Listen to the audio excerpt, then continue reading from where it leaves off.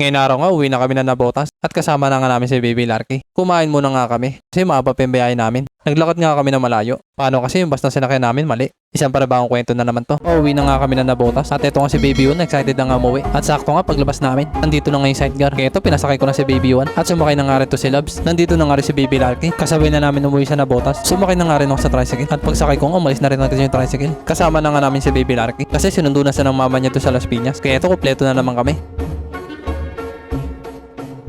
Bumaba na nga ako kasi nandito na kami sa sakayan. Kaya ito si Baby 1 bumaba na rin at sumunod na nga si Labs. Pagkababa nga namin lahat, dumiretso na nga kami sa minibus. Kaya ito sumakay na si Labs at pinasunod ko na nga si Baby 1. Okay na, nakasakay na nga sila. Kaya ito sumunod na nga rin ako sa kanila. Ito ang minibus na to, papuntang Commonwealth Market to. Okay na, nakaupo na nga ako. Hindi pa nga puno yung minibus kaya hindi pa umaalis kasi saka lang to alis kapag puno na. Nandito na nga kami sa Commonwealth Market. Kaya ito tumayo na ako para bumaba na dito. Pinauna ko na nga si Baby 1, pati mama niya. Okay na, nakababa na kami ng minibus. Nakaramdam na nga kami ng gutom. Kaya naisipan muna namin kumain. Ayun na nga mga boss, na nakababa na kami ng market. Oras na rin. Umalis kami sa bahay ng walang kinakain.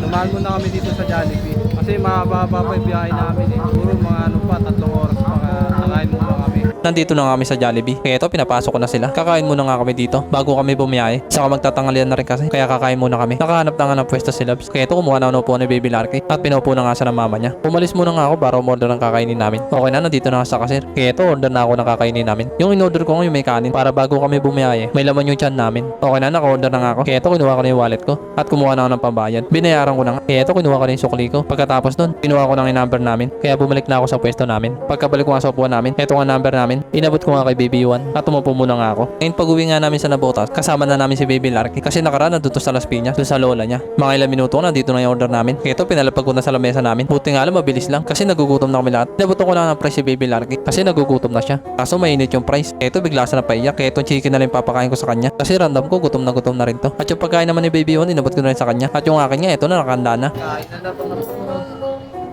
Kakain muna nga kami bago ulit kami bumiyahe kasi malayo pa yung biyahe namin. Siguro mga 3 oras pa. Kaya bago kami bumiyahe, naisipan muna namin kumain para hindi kami magutom sa biyahe.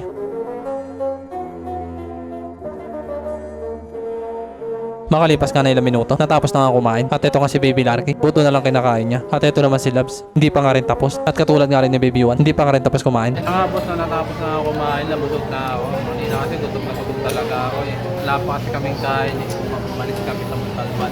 Tumayo na nga si Labs kasi tapos na siya kumain. At ito nga si Baby 1 tapos na nga rin kumain. Kaya tumayo na ako sa inupuan ko. At ngayon nga mga boss, busog na ako. Kaya handa na ako bumiyahe ulit. Masarap nga bumiyahe pagka busog ka. Kasi danas ko na dati. Bumiyahe ako nang walang laman yung tiyan. Sobrang hirap talaga. Kaya sabi ko hindi ko na ulitin yun. Lumabas na nga kami dito sa Jollibee. Na nga mga boss, tapos na kami kumain. Biyahe na naman. Siyempre, lahat biyahe na naman tayo. Nandito na nga kami sa highway at naghihintay na nga kami ng bus dito. Kasunod naman namin sasakyan papuntang Quezon Hub at mga ilang minuto nga meron na nga dadaan na bus. Kaya ito pinara na ng traffic enforcer. Lumapit na nga kami sa bus para sumakay. At ito nga tinulungan na kami ng konduktor. Kaya ito pinasunod ko na si Labs at yung nakasakay na nga sila. Sumakay na nga rin ako dito sa bus. Shoutout nga pala sa traffic enforcer at dun sa konduktor na tinulungan si Baby 1. Nandito na nga ako sa loob kaya ito umupo na ako. Mas gusto ko nga sumakay sa ordinary na bus kasi dun sa aircon nahihilo ko. Hindi kasi ako sanay sa aircon na may bus. Mas nasanay kasi ako sa ordinary na bus. Naalala ko tuloy dati. Noong first time ko na sumakay ng bus, aircon pa yun. Pinakapunta na ako sa pinuntahan ko. Bigla ako sumuka.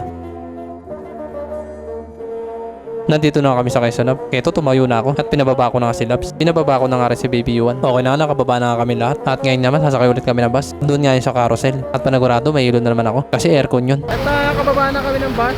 At dito na kami sa Quezon Hub. Sasakay naman kami ngayon ng carousel. Doon. Layo!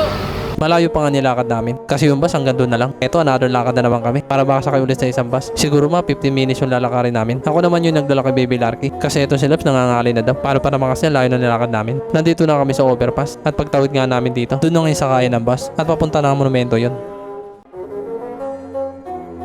Nakatawid na nga kami ng overpass. Kaya ito naglalakad ako papunta sa bus. Nandito na kami sa sakay ng bus. Kaya ito pinuntahan ko na yung bus at sumakay na nga ako. At yung dalawa nga nasa likuran ko. Naghahanap na nga ako ng upuan namin. At ito nga meron na nakita si Labs. Kaya umupo na sila. Inabot ko na nga sa kanya si Baby Larky. Pagkatapos nun umupo na rin ako. At yung katabi ko nga si Baby 1.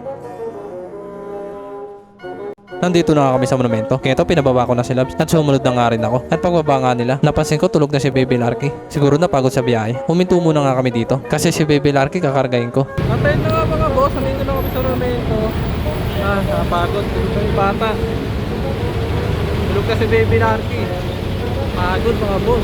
Umakit na kami ng overpass. At sa wakas na, nandito na kami sa momento. Konting sakay na lang, nandun na kami sa amin. Ang tagal nga ng biyahe namin. Siguro mga 3 oras din. At nakakapagod nga bumiyahe. Pababa na nga kami ng overpass. Pagbaba nga namin dito, sasakay na kami ng tricycle. Hey, what's up? Hey, nga ano mga boss, dito na kami sa tricycle. Hindi ko na ano kung napunan yung page lahat. Kasi napulog ko eh. Ako pinagpipit lahat. Yan. Ito, nagpipit. Pagod. Kaya pauwi na kami. Dito na kami sa ano. Malapit na kami sa amin. Nandito na kami sa Nabotas. Ito, bumaba na ako. At ito kasi baby yun, pinababa ko na. At bumaba na nga rin si Nabs. At sa wakas na, nandito na kami sa Nabotas. Namiss ko yung lugar na to. Dito na kami mga boss. Kaya